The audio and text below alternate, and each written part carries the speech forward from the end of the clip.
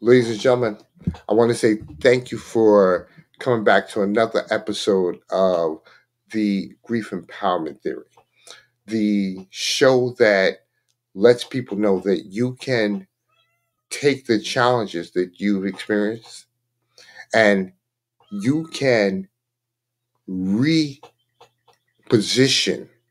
that negative energy to turn it into positive fuel to allow you to do some amazing things.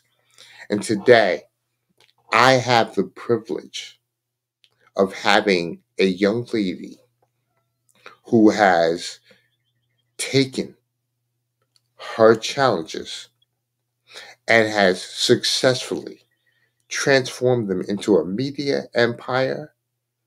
Not not just that, but also a platform of advocacy. This young lady's name is Miss Angela Smith. She's affectionately known as the Queen of Collaborations.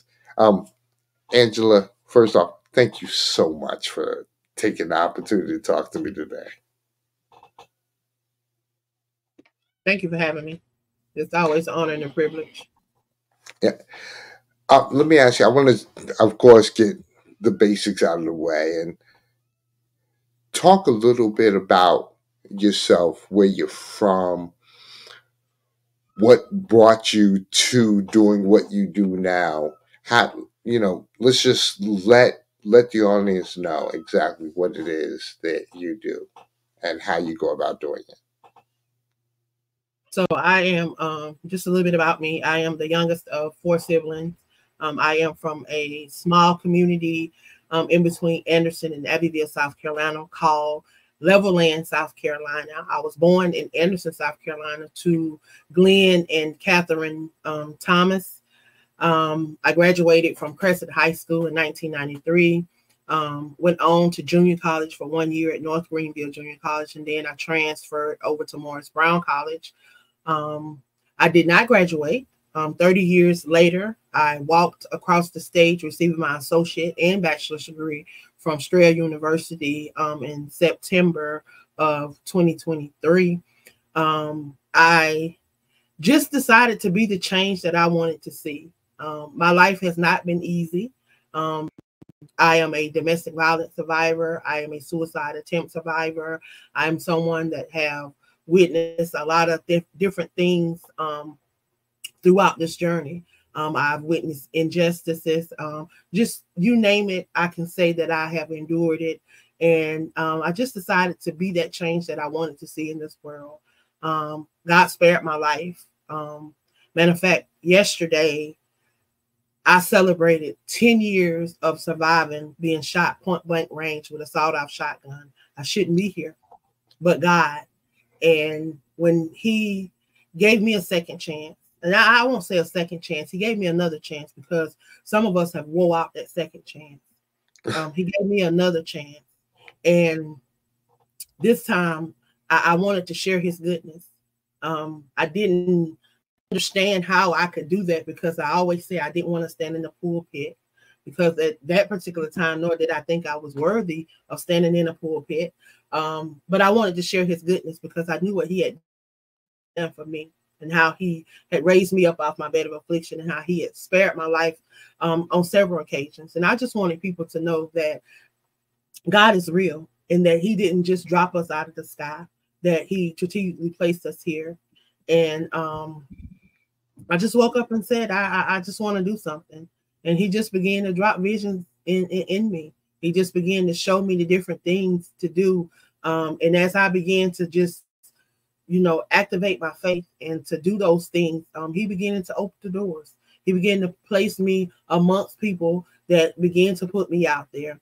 How did I get on the news? People would come in my inbox on Facebook and I think you'll be interested in this, you will be interested in that. People are always putting my name in the room. I believe that when he said that he will make room for your gift. We all have gifts, we all have talents. And if we just walk in those things, he will make room for them. Because I never thought that I would be speaking in Dubai, Africa, Australia, Pakistan, A lot of these places I've never actually touched foot, but I've been able to talk to and speak to the people of that land.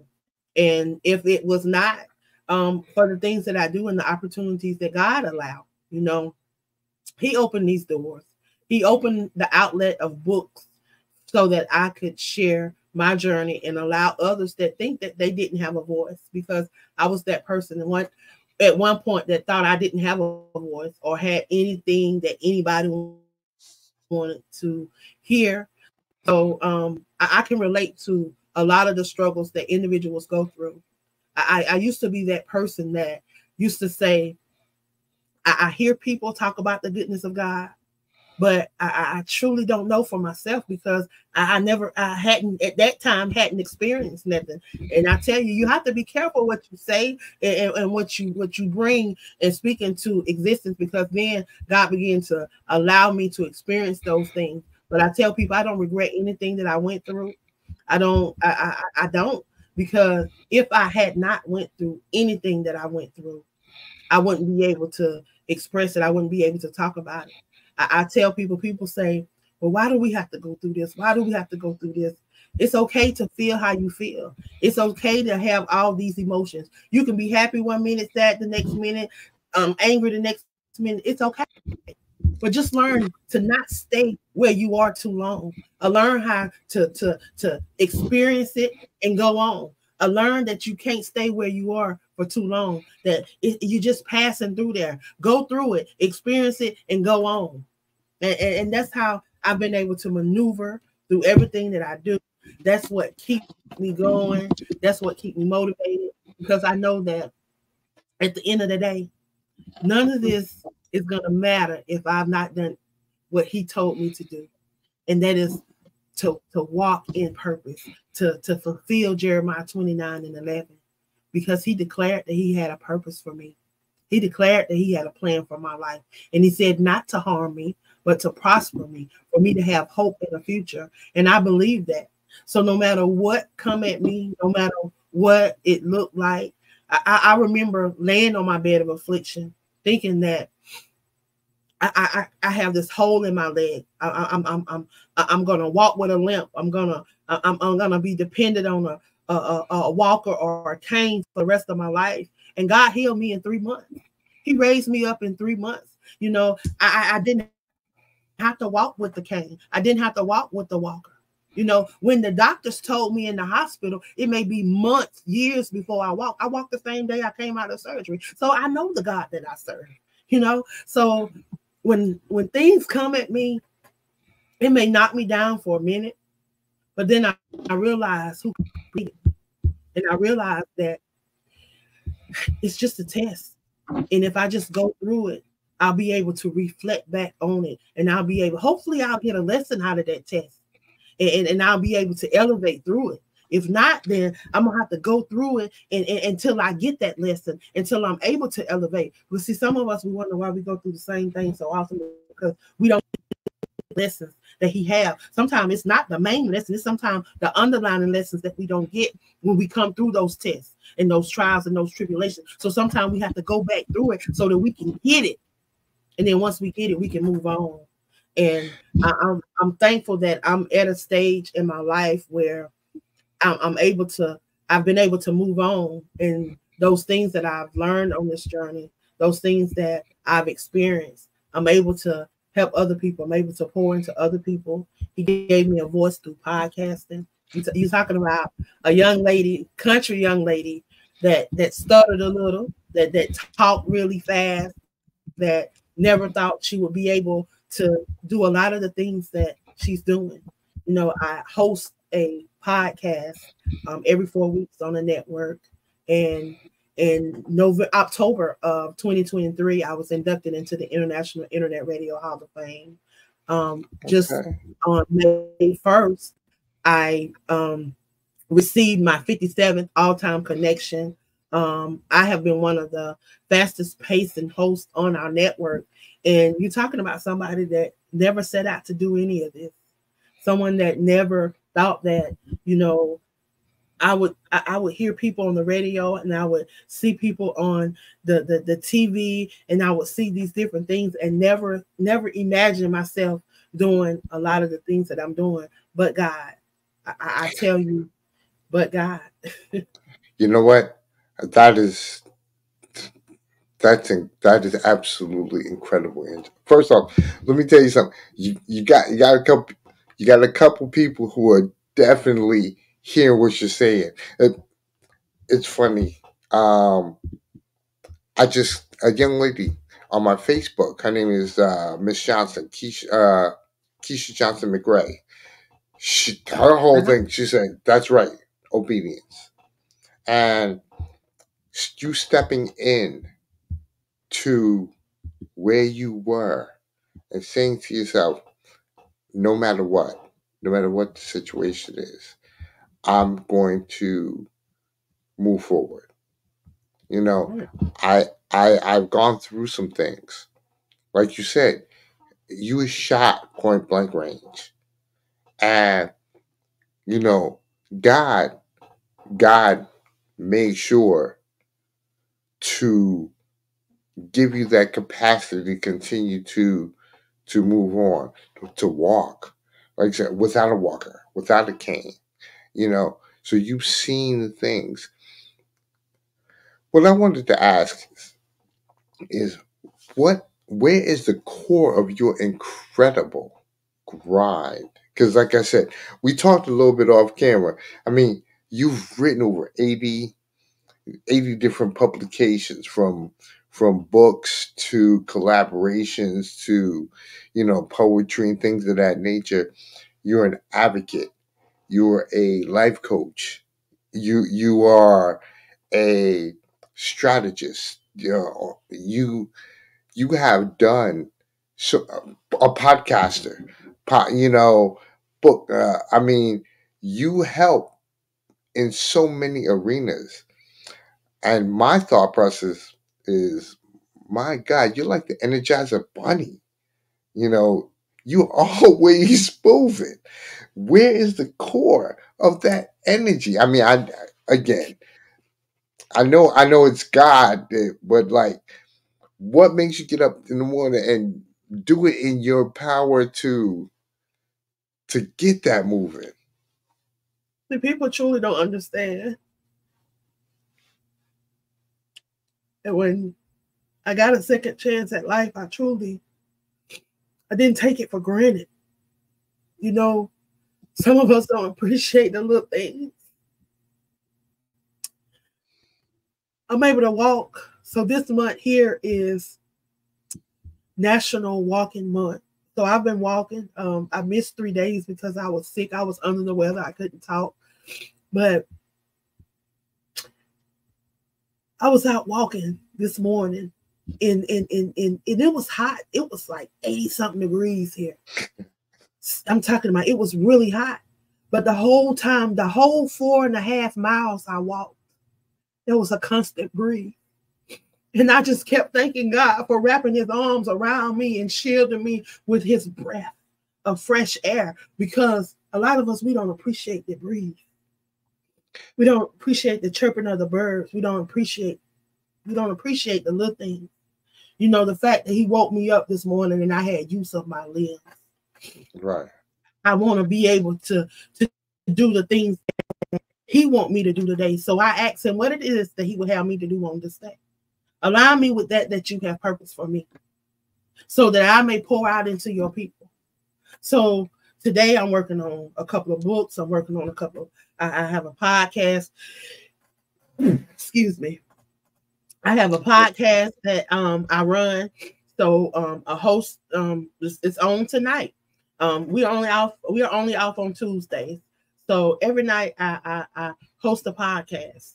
I do the background work for a podcast outside of hosting my own Monday morning show, and then I host another show on another network every 4 weeks. I Every time somebody asks me to be a part of their show, I want to share, because whatever God lay in my spirit, I want to be able to share that. I want to be able to share his goodness. I want people to know that no matter what you're going through, that it's okay. That if he's giving you something, share it out. You know, if God has done anything for you, you should have a podcast, you should have a book, you should have some type of brand to be able to tell somebody else what God has done for you, so that you can leave that legacy. Because you know what? Them greater works that he say we gonna do. If we don't leave evidence of those greater works, how will people know the greater works that we do? Because we can't add it to the Bible. So we have to leave evidence of those greater works. So I can't sit still. I can't be quiet, because it's a lot of people that took a lot of vision and they took a lot of stuff over there to them coffins with them, to them boxes with them, and nobody never heard all the stuff that should have come forth from a lot of people. So, you know, every day I say I want to be empty when I lay down, because guess what? When I lay down, he always fill me up. He always fill me anew, because he said he would. He would. He said he would. So you know what? I try to do everything in my power to do everything that I can in that day, so that I can be empty when I lay down. That's what I do. So he can fill me up. So I know if he's filling me up throughout the night, that I'm gonna be ready to go in the morning. That when that alarm clock go off, or when it's time for me to get up and get on 5 a.m. prayer, I'm gonna be right there ready to get on 5 a.m. That's how I do it, baby. I'm sorry. No, don't apologize for anything. Let me explain something. Angela, you your testimony's like, it's incredible. See, my whole thing is, when I talk to people, um, you know, I'm glad that you have found that for you it's God that helps bring you through. And again, I mean, my whole thing is, it what a person believes is what they believe, as long as they believe in something. And you've used, your faith in God to allow you to be able to do some incredible, some miraculous things. You said something that was really incredible. See, we there's so many people that have passed and they haven't released their gift. I, I what you just said, I was listening to Dr. Miles Monroe, and he was talking about the greatest gifts in the world are, they're literally in the graveyards. Because so many books, so many inventions, all these different things were they died with the person, because that person, hey, they didn't find it in their spirit to bring it out. They held themselves back. So I gotta admire you for saying to yourself, you know what?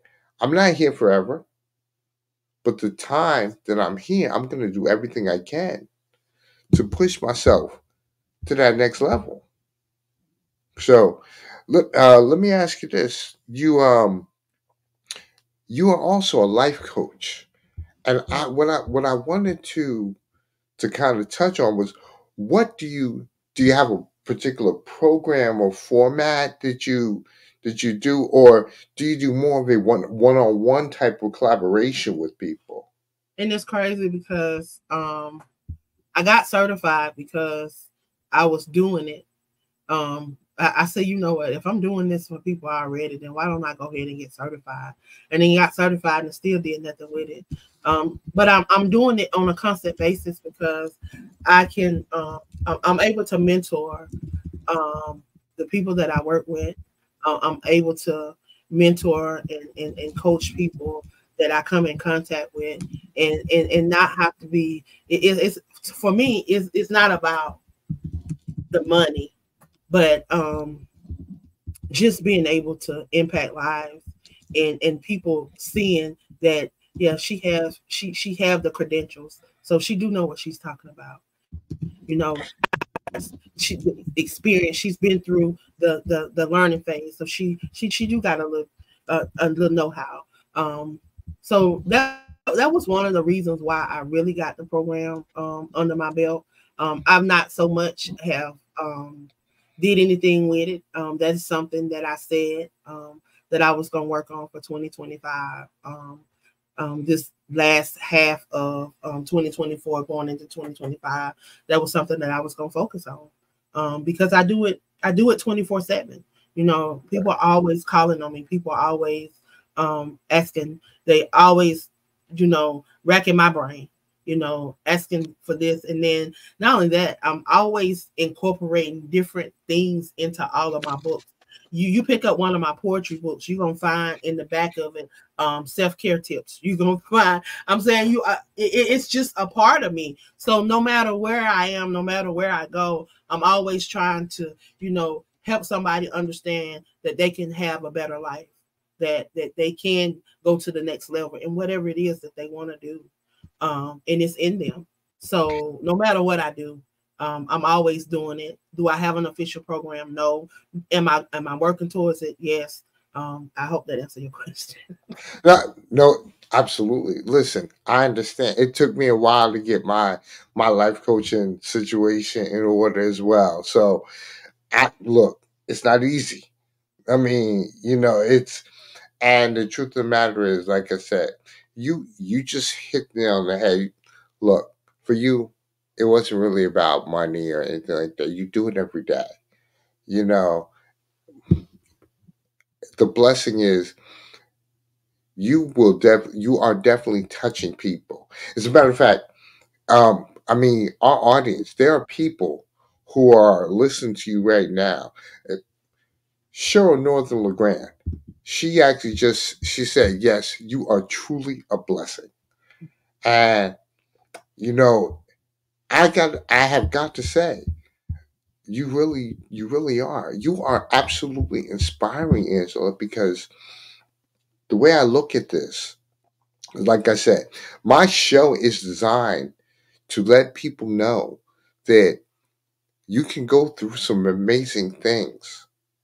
You can have some challenges, incredible challenges, but the way you see them will allow you to shift your perspective. You can allow the challenge of the grief you deal with to be an anchor to hold you down, or it can be fuel for a rocket to take you to some amazing levels. And you've clearly done that. You know, um, you also do a lot of advocacy for um, for people, voiceless people in the prison system in the state of Texas. Talk a little bit about that, please. So I think I work with about 60 or 70 individuals. A lot of them do not have family on the outside. Some of them do, but for what reason or another, lost contact with them, or whatever the case may be. But what I do, if they call me, they want to share their story, they want to come on my podcast, they want to, you know, share in the magazine. What they do is they share different things, stuff that may be going on inside of TDCJ, um, injustices, even with their cases, because you know a lot of people think that you know people that are incarcerated, they should be incarcerated. Not everybody that's incarcerated should be incarcerated. There are some people that are wrongfully incarcerated. And until I started working with a lot of these people, I didn't believe it. And then there are people that, yes, they do deserve their time. There are some people that they committed their crime and were overly incarcerated. And that's something that I have noticed that it's plaguing a lot of our brown community. Um, and it's just the truth. You know, it's like we have two different judicial systems. There are a lot of flaws inside of Texas judicial system, and I have been covering it. Those that know, I am working on my master's in business, but I'm taking leadership classes and organization classes. So I took TDCJ as my project, and y'all, I'm telling you, I managed to get all A's on my papers. So I'm telling you, TDCJ, they is in some trouble once I finish this program, because I'm coming for them, and I'm putting them on notice. I'm putting them on notice. I have been writing them. I have at first they were real cordial with me, but now they're brushing me off because they're saying I'm getting too nosy. Of course. Diving into their stuff, and I'm bringing a highlight to all of their corruption and exposing some of their stuff. Well, I'm just gonna tell everybody that the parole board has been corrupt for about 3-4 decades now. And here lately they've been doing some change up, because we brought to light over the last 3 years. There's been a lot of light brought to this parole board, and the corruption that has been going on in this parole board, and how they have been denying people parole. If the 65% of people that go up for parole, the 65% that do actually go up, probably about 25% of them will actually make some type of parole. They wouldn't give out FI1s, immediate releases would allow people to leave within 30 to 45 days. The prison system in Texas is overran, it is overcrowded, and it is understaffed. Governor Greg Abbott, the man needs to be impeached, because the man is not doing his job. This man is too focused on taking all of the money and putting it at the border. He need to go on and get on Trump's ticket and be his whatever. But he need to give up the seat in Texas and allow somebody that's going to come in there and have the best interest for Texas at hand. Because a lot of the stuff that he's doing right now, along with the rest of Patrick and Paxton, yeah, they part of the GOP app too. They corrupt, and they need to be exposed. I've never seen a place that would allow people to get in office and allow these people to just stay in office and stay in office. And not only that, they let their family members get in office. It's just like nepotism, and they just allowing this to happen. And it's sad. I write these people all the time. And I've been calling for the FBI to get involved. I've been calling for the FBI to get involved with what's going on in the judicial system in Texas, because if these people know that they are corrupt and they are assigning special boards, how can a corrupt party assign somebody something to investigate them when you are the corrupt party? It makes no sense to me. So it's making no sense. And I don't know how these people stay in office like that. But now that I know, I'm making noise. And now that you know, I didn't know a lot about Texas, because y'all, to be honest, I've never been to Texas. When I come in May, this is gonna be my first time. And I make all this noise from South Carolina. Why? Because they brought it to my attention. It was laid in my lap, and people's lives were being affected. They were affecting people getting double lives, capital lives, and getting sentences because of corrupt DAs, corrupt judges, corrupt prosecutors, and they knew that these people were corrupt.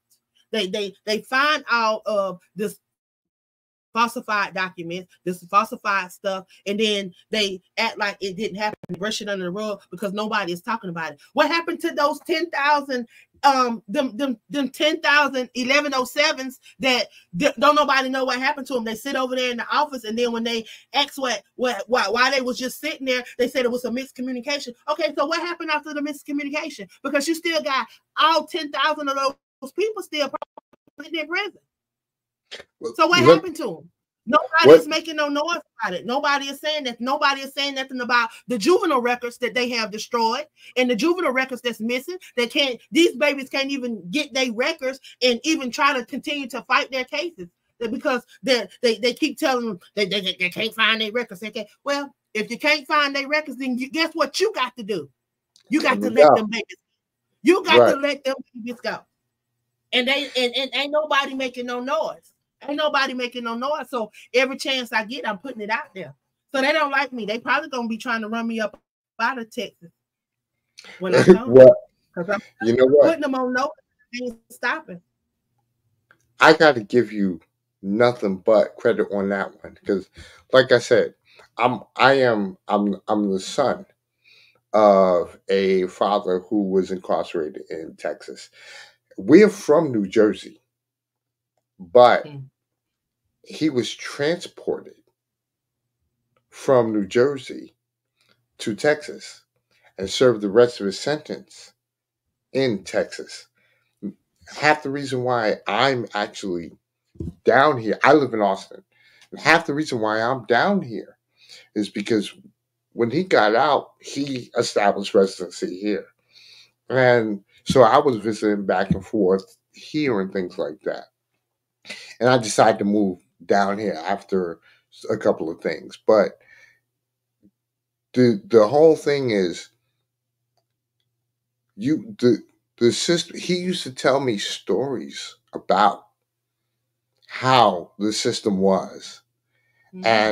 and the things he had to go through, you Mm-hmm. know. And don't get me wrong, he committed his crime. Yeah. And And a he'll lot of them did. A lot of them did. And they'll you tell you know, they shouldn't commit their crime. But because they commit their crime. Now, I'm just I'm gonna throw this out here at you. So we have some African Americans and some right. Mexicans and we know the disparity of with that. But Absolutely. you look at individuals that commit the same crime.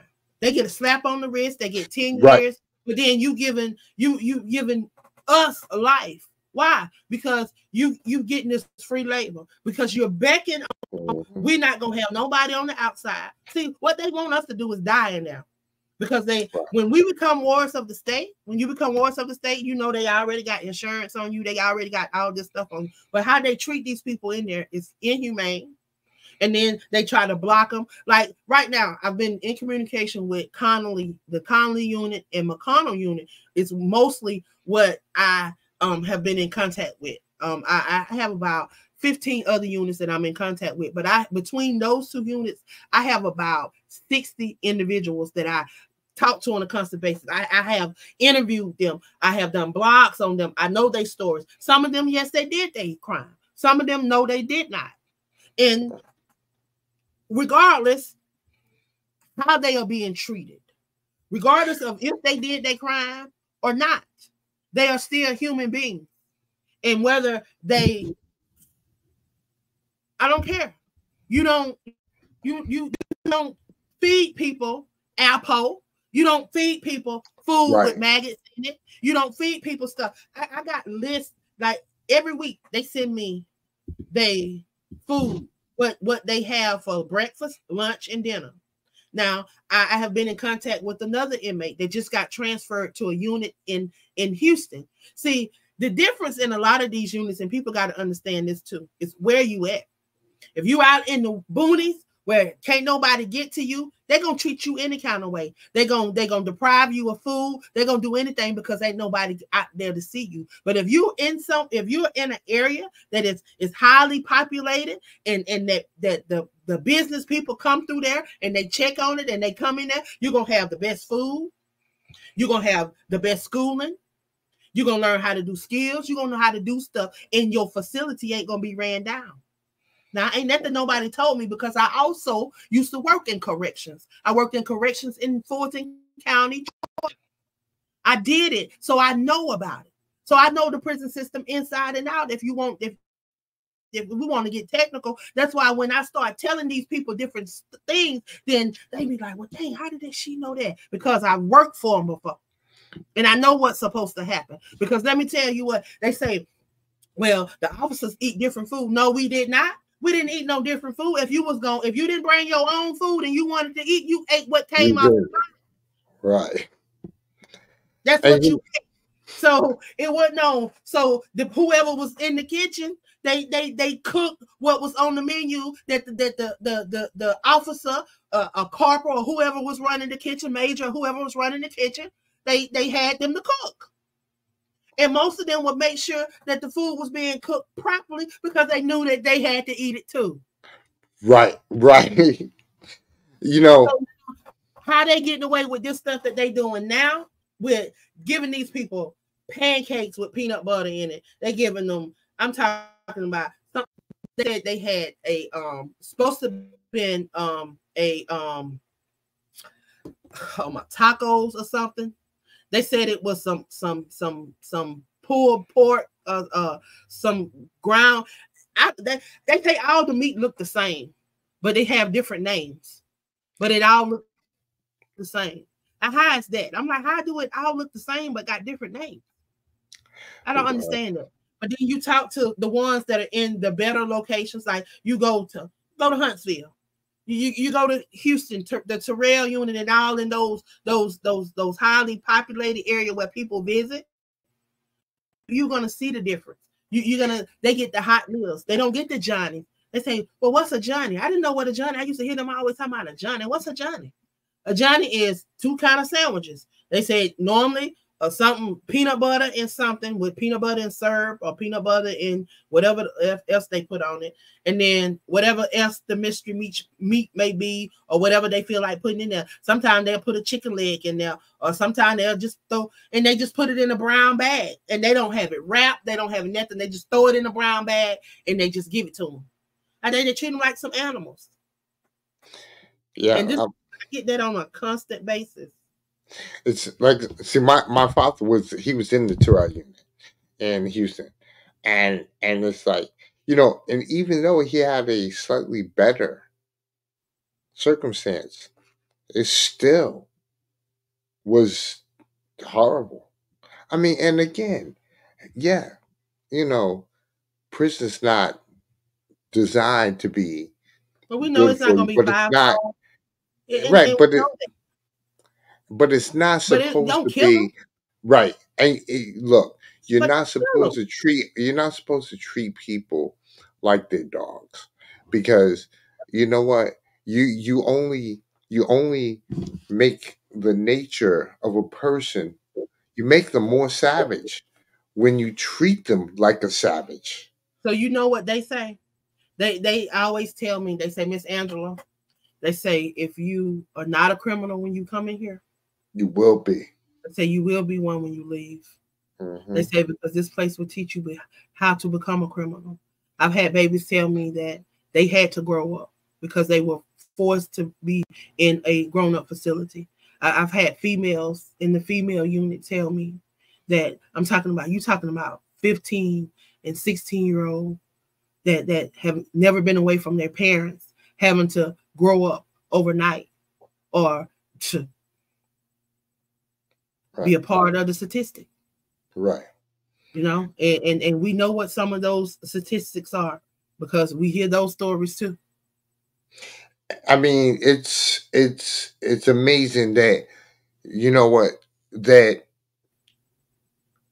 it's people like you that are putting the stories out there, making it so that people are paying attention. Like you said, because for years we've heard these stories, Mm-hmm. but not a lot of people have decided to stand up. You made that decision to stand up, and you're making not only your voice heard, you're making the voices of these inmates heard. So I definitely got to give you credit for that. Let me ask you, I know you also do a lot of your writing is circled around uh, dealing with domestic violence and addressing that whole aspect of domestic violence. It's a big problem in America. I mean, it's a big problem around the world. But for you personally had a situation, and that situation is a big part of the reason why you have a particular mission about helping people who have been in domestic violence situations. Please talk a little bit about that part of your story. So I am a domestic violence survivor. Yesterday, I celebrated 10 years of being shot. And I want people to know that the signs are there. Sometimes we choose to ignore those signs, but the signs are always there. And I always want people to know that if you ever feel uncomfortable in any situation, because love should never hurt. That's one thing. Love should never hurt. Love isn't envious. Love should never hurt. And if they love you, they won't hurt you. And when we say hurt, we're not just talking about physical abuse, because a lot of people think that it's just physical abuse. But there's a lot of different types of abuse. And as I went through therapy and as I went to, get help for myself, I learned that that particular incident wasn't the first time I had been in an abusive situation. But because I didn't know what abuse was, I didn't know how to identify it. But I had been in an abusive situation when I was in college, when I was dating this older guy, and how he would take me away from my friends and my families on the weekend, and he would lock me away at his house and would just isolate me. That is a form of abuse. There's emotional abuse, psychological abuse, financial abuse, spiritual abuse, and people don't realize that. But there's all types of abuse. So now that I know some of the signs and I'm able to, identify some of these things, I vow not to ever be in another domestic violence relationship. And I vow that everybody that I come in contact with, that I will share, I will share about domestic violence and advocate and be an advocate.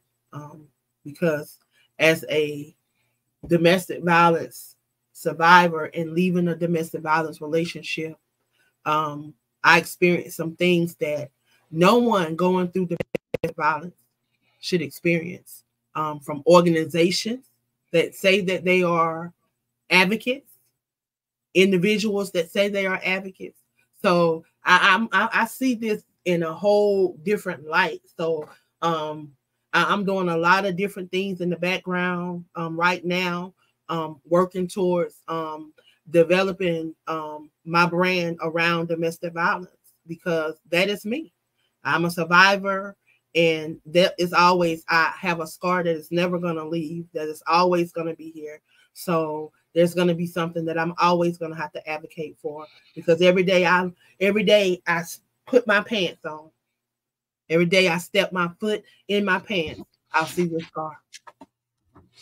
And every day I'm reminded of what happened to me and what's happened to another individual, just as we're speaking. Because every 3 to 4 seconds, someone is abused in around this world. And But that's, don't allow anybody to put you in a place where you're uncomfortable. Anytime you feel uncomfortable, then distance yourself, remove yourself. it's, again, first of all, Cheryl, thank you. And to all my audience, thank you. But she said something that was interesting. Cheryl said, look, love should never hurt. And it reiterated exactly what you said. What's interesting is we make this mistake, Angela, sometimes, of believing that there's only one person in this world for us, and that we're gonna stick with that person, even though that person doesn't deserve our love. They, they'll mistreat us. They'll do whatever. I talk to my clients all the time about the fact that there are 8 billion people in this world. And if somebody is not giving you the respect you deserve, what they've just done is giving you a key to walk away. And the blessing is they actually did you a favor by not favoring you. And, not abusing you. I'm talking about just if they decide to not put you first, they did you a favor because you're able to walk away and find someone else who just might, you know. But a lot of us make this mistake of believing that, oh, this is my true love. This is, I can only be with this person. You know, I found them and that's it, or I found her and that's it. Our realities are, if we find that person that makes our lives complete, that's awesome. But if that person doesn't fulfill you, then think about the fact that there's a chance that you're not loving yourself enough to a point where, you know, you just might allow someone else to put their will on you, and you feel that you're not gonna, you know, you're not even worth it. That only this person, like you mentioned before, some, you know, you were in a relationship where you didn't even know you were being abused. Mhm.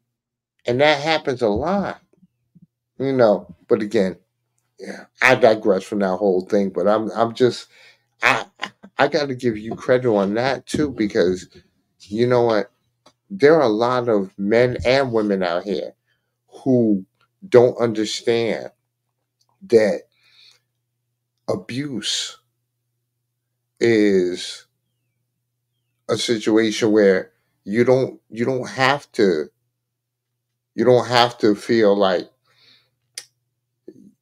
you don't have to have someone tell you that you're not worthy.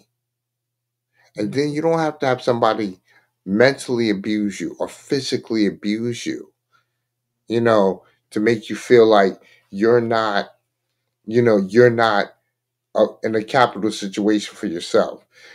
Love should be a two-way communication where both parties are, you know, they're down for each other.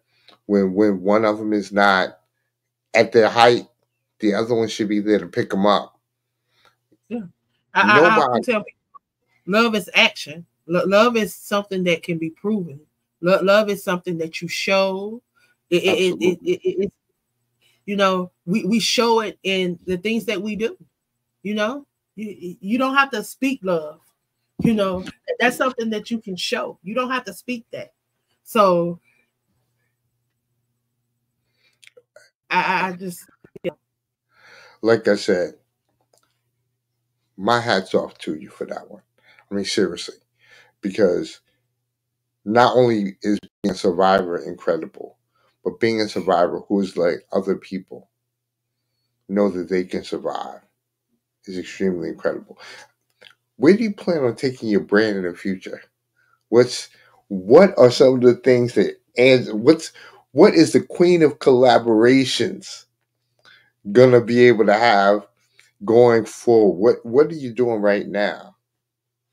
Well, my legacy, I want to have a gateway center. That is what I've always wanted, to be able to give back to the community that I have grew up in, and that would be in Anderson, the Anderson, South Carolina area, upstate South Carolina, and in the Atlanta area because I spent most of my adult years in Atlanta. Because and those are some areas that are in need of the services that I would like to provide. One being, I want this center to house a shelter because it is a place that both areas have been plagued with homelessness. And we talk about the root, getting to the root of why these people are homeless. A lot of them have served our country, and our country has failed them with services. A lot of them suffer from mental illness. A lot of them have been in prison, and when let go from prison, had no way of you know, re re-entering society because they did not prepare them. You know, a lot of these places, they only use you for the free labor. They're not there to rehabilitate you. Texas is one of the states that will tell you they're not a rehabilitating state. They don't believe in rehabilitation. So know that if you get arrested in the state of Texas and you're doing prison time in the state of Texas, you're just a body to them, and you're just free labor. You're just free labor. And that's happening in a lot of these places. So I want to provide this gateway center to my community. I want to be able to give back to my community, be able to provide services for those kids. I want a gym. I want an after school program, because that's how I started. Everything that you see me doing now, I started this in 2012, working with babies. In 2016, decided that I was going to launch my own after school and summer program. I started with 30 kids, and them babies that summer, they gave me a run for my money. They told me Miss Angela this and Miss Angela that and Miss Angela that, and they had Miss Angela looking for this and Miss Angela doing that, experiencing some things I never done. That's how AALAC was launched, because my babies was not picking up books to read, and I would ask them why they're not reading. My babies could not relate, and that's what brought me to Facebook searching out. I wasn't even an author at that time. Young lady invited me to be a part of an anthology. We started connecting with African American authors. These authors started coming to my program, pouring into my babies. I have pictures of authors from all over coming and pouring into my babies, doing vision boards, just doing all kind of stuff with my babies. And that launched the things that I'm doing. So I got to get back to that. So I want to be able to provide something for my babies to be able to come and feel safe and feel where they can learn and grow. I want them to experience the ultimate E3 experience. I want them to come in that facility to be educated, empowered, and encouraged to go on this journey we call life, because I didn't have all that. You know, I kind of got pushed out here in this world because, you know, again, I lost my mom 12 days after my 16th birthday, and my dad wasn't always there because he had his own issues. So I had to grow up, and I want to provide a place where, you know, these babies can come and be kids, and they can learn, they can grow. And if these adults are having a hard time in life, if they down on their luck, they can come, they can go through these programs, they can have somewhere to live, they can have somewhere to, you know, get a hand up to get back on their feet, because we're going to provide different services. We're going to have health, mental health, we're going to have physical health services, we're going to have everything that you can think of in this building, and it's called the Gateway Center. And I just want it to be something that would help individuals to get back to their excellence and whatever they see as excellence, because what is excellent to me may not be excellent to you. We all have our own perspective. So Right. I want people to get that just like beliefs, we all have different beliefs, but I always say in belief systems. But one thing that I this lady said this, and when she gave me this for belief, you know, no matter what religion you is, if you can just believe this scenario, you can grasp what faith is. She say, you know, when you little, your mama put you in that little booster seat, that little carrier, and they carry you around, and sometimes they sit you up in it and you sit there. And then when you get a little older, they put you up in the high chair and you sit up there in that high chair. And then when you get a little older, they move you down to the regular chair. And then you start moving on to these different chairs. But one day you get old enough to just walk up to the chair. And you walk up to the chair and you just sit down. You don't question that chair. You sit down because what? Your mama has been teaching you all along that this is what you're supposed to do. Go up to the chair and sit down. So you believe that this chair was going to hold you because that's what your mama's been showing you all this time. She's been building it up until you can go up to that chair and sit down on yourself. But you gotta keep practicing. You got to keep going along the way. So you won't know if it's going to hold you if you don't sit down. Okay. That I love that analogy because it's a visual where people can see it. And for real, that's it. At a certain point, you got to be able to stand on your own, and you got to trust, and you got to believe that, like you said, using the chair analogy, chair gonna hold you. You know, that's that's a big part of our belief system here. I mean, I think that's one thing that a lot of people don't understand. It's they don't realize that belief is the big part of what it comes down to in order for a person to bring something into reality. It it's always in our head until we make the decision to bring it forward. If not, it's just like what we said before. If not, you'll end up going to your grave with it. And that's not going to be helpful, Right. to anybody. But we're about to wrap this up because, first off, Angela, you just dropped jewels of knowledge for the last hour. And I mean, really, the the comments. I mean, um, you know, people are truly resonating with the things that you're saying. You know, relating to the fact that one, you know, your blessing is for being an overcomer. You're more of a blessing for giving back to people. You know, because a lot of us, we have some things that happen to us, and all of a sudden, we we we don't want to we hoard the circumstance, and that only makes it a little bit worse for a person. You know, I mean, you are doing some incredible things, and you're bringing people along with you, whether it's children, whether it's inmates in prison, whether it's people who've been subjected to domestic situations. You're bringing a voice to so many people that, like what you said in the beginning, they appear to feel voiceless.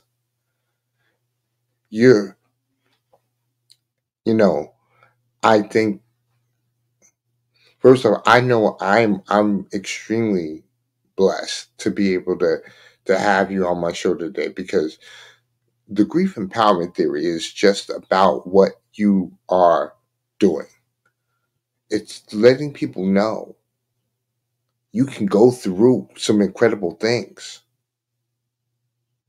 but your perspective on it will determine if you take the route of victim, which is mentality, or if you decide to allow what victimized you to be your fuel. And you have done so. So again, my thanks to Angela. You truly are a queen, and the queen of collaborations. Not just that, you're a queen that's helping so many people, and I personally appreciate it. And I know that there are a lot of people that appreciate what you are doing. So again, I know that a lot of people give you credit for what you do, but I want to give you credit for what you do because you you have taken challenge and you turned something amazing into it. And not only did you do it for yourself, you were not selfish enough. You were not selfish to a point where you're now sharing it with so many people and you're giving them the opportunity to understand that, yeah, they may have been knocked down, but They're not out. They're not out by any means. So again, Angela, I appreciate everything you're doing. Um, Ladies and gentlemen, do me a favor, please like the show. The recording is going to be on YouTube. Subscribe, like the channel, hit the bell for further notifications. The Grief Empowerment Theory comes on every Wednesday, 10 a.m. Central Standard Time. So please get this information out to your networks of people, because everybody's got to know that you can use the information, you can use the grief that you've been through as information to build your experience, to make you a better version of yourself. Grief is energy, and all energy is transferable. So thank you again. Have a good day, everybody.